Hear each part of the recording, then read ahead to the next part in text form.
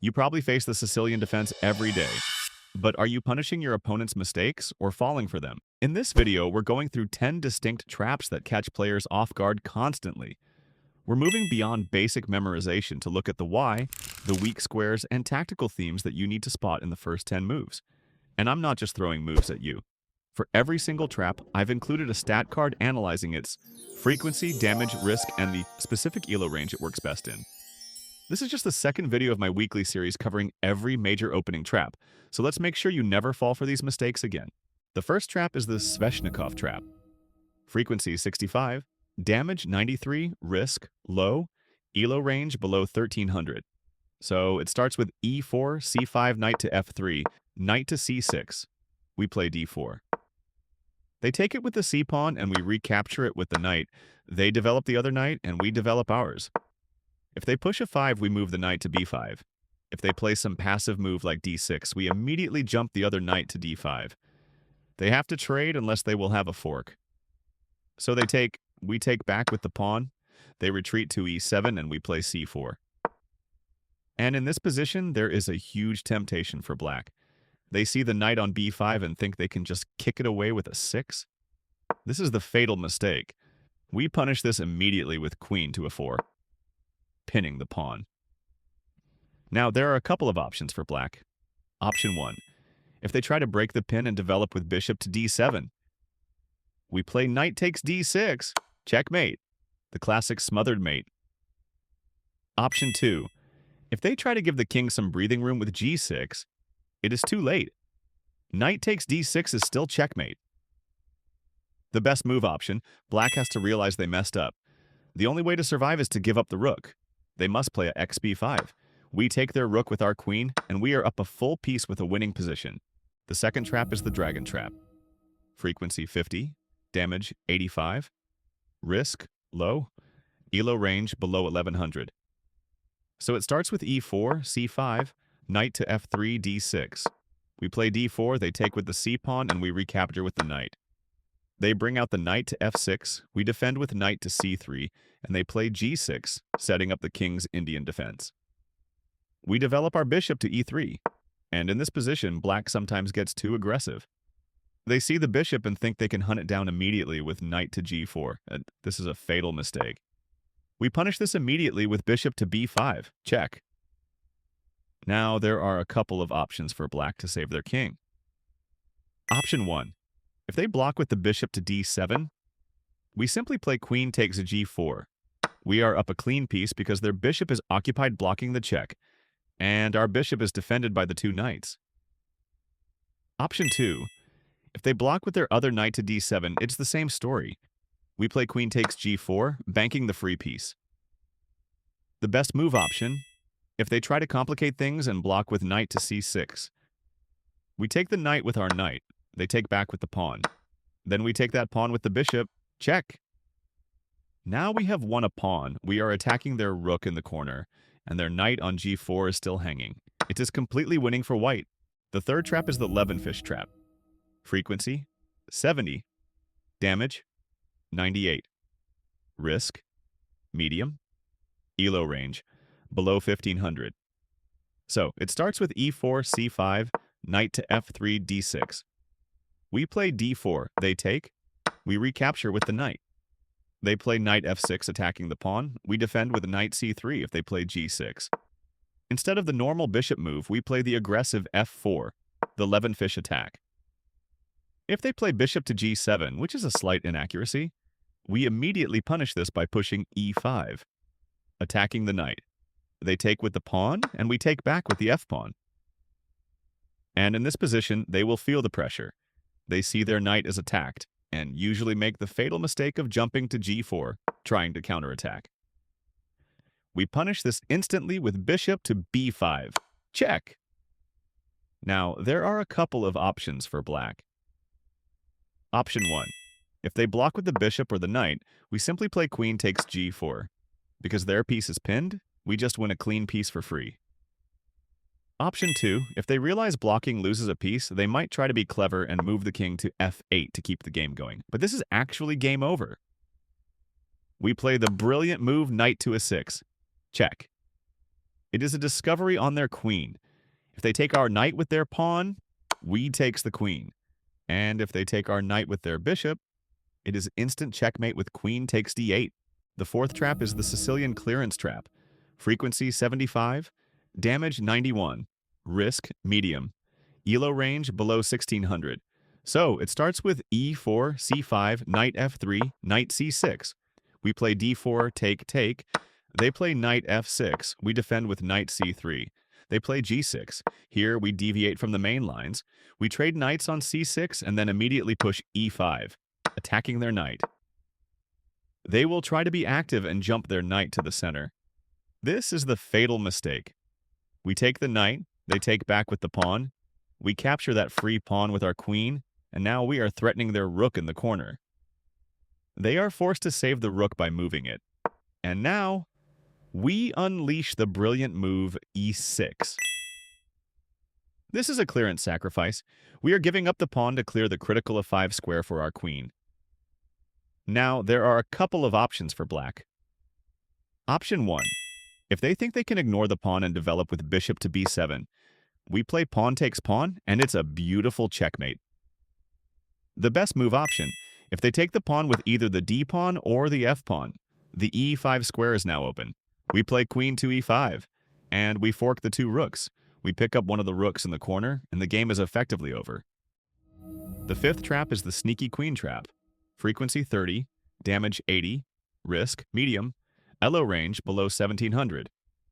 So it starts with e4, c5, knight f3, knight c6. They play d4, we take, they recapture. We play knight to f6, they defend, and we prepare fianchetto with g6. They set up the Yugoslav attack with bishop e3.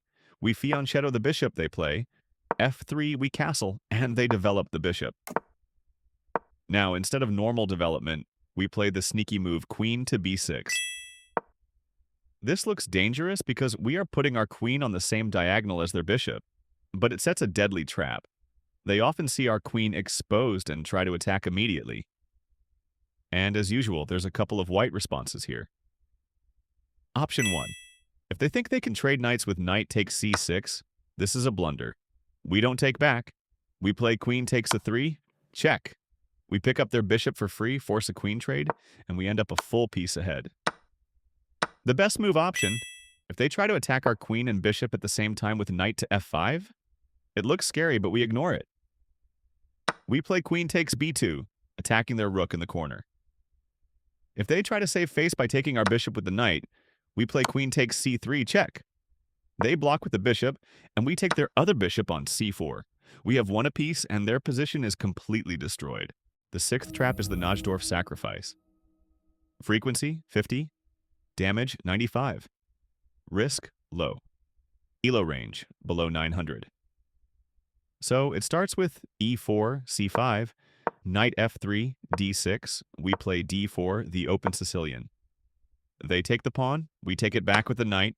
They develop their knight, and we develop ours. They play a 6, the Najdorf. We play the aggressive bishop to g5. They play a 6, we play a 4. They develop with knight to d7, and we bring the bishop to c4. And in this position, black often tries to expand rapidly with b5. This is the mistake we are waiting for. We play the perfect sacrifice. Bishop takes a 6. They usually take back with the pawn. Then we jump our knight to a 6, attacking their queen. If they move the queen to a 7, we immediately jump the other knight to d5, attacking the queen again. If they panic and take our knight with queen takes a 6, we play knight c7, check. It is a royal fork, and we win their queen. The seventh trap is the Alpin queen trap. Frequency 40, damage 95, risk low, elo range below 800.